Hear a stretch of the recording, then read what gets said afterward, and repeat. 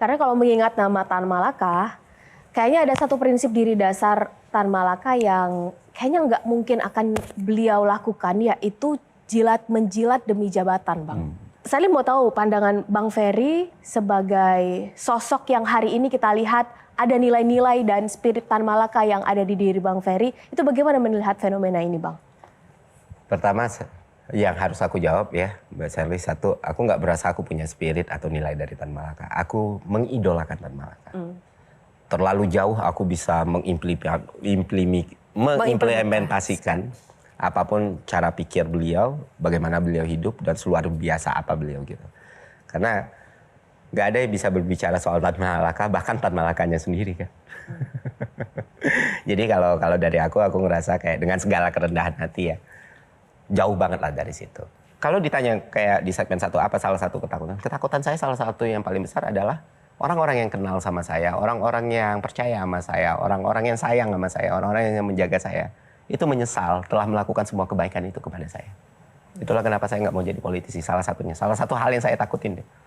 Dan saya nggak mau jadi aib dan masalah buat orang-orang itu.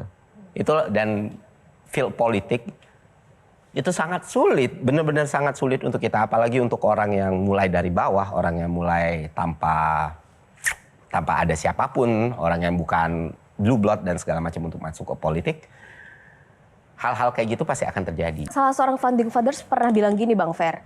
Ketika mayoritas, sebutlah mayoritas ini saya anggap seperti orang-orang kayak Bang Ferry. Baik, benar, yang udah paket lengkap. Itu hanya fokus pada dirinya dengan Tuhan, sebutlah ibadah. Maka biarkan saja. Tapi kalau mereka sudah mulai masuk ke ekonomi, menguasai pasar, awasi. Dan ketika mereka sudah mulai masuk ke politik, cabut sampai ke akar-akarnya. Karena itu yang akan mengubah secara terstruktur. Dan kalau misalnya pendidikan Indonesia pada akhirnya bisa diubah secara terstruktur lewat sistem, boleh jadi membutuhkan orang kayak Bang Ferry. Itu gimana, Bang? Untuk masuk ke dalam sistem. Ada dilema, ada banyak pertimbangan. Ini kan bukan suatu keputusan yang diambil dari dulu ya. Bahkan dulu sempat bikin video, gue tertarik nih bikin partai politik gitu. Ada banyak hal-hal, ya balik lagi saya sendiri reform. Saya sendiri pun berubah, saya sendiri itu pun berpikir gitu. Mungkin peranan terbesar dengan segala kelemahan dan kekurangan serta kelebihan yang saya punya. Peranan terbesar dan peranan paling optimal yang ingin saya lakukan adalah menciptakan orang-orang yang tadi saya bilang.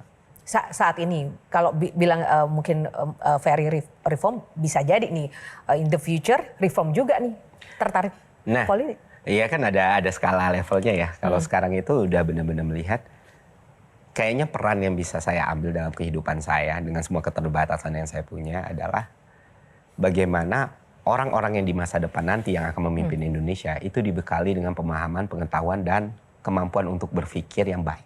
Nah, sudah merasa bahwa apa yang Ferry lakukan sekarang memberi dampak pada orang banyak nggak? Belum. Belum. Dan itu dilakukan di luar sistem?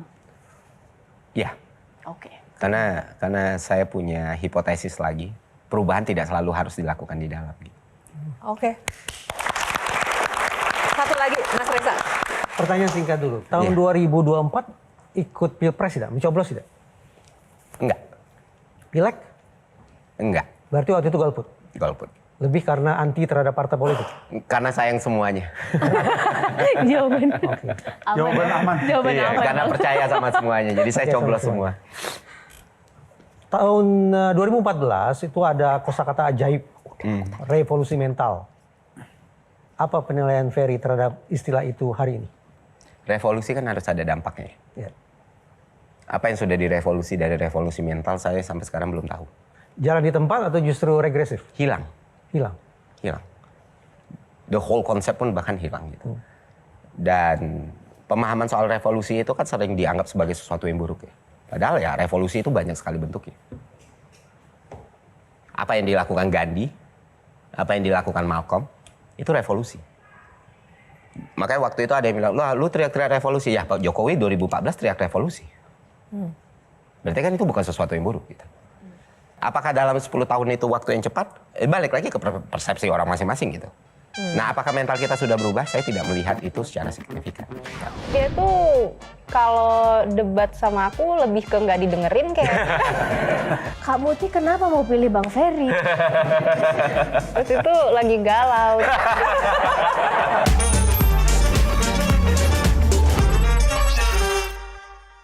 dipersembahkan oleh Jelajahi cara baru mendapatkan informasi. Download Metro TV Extend sekarang.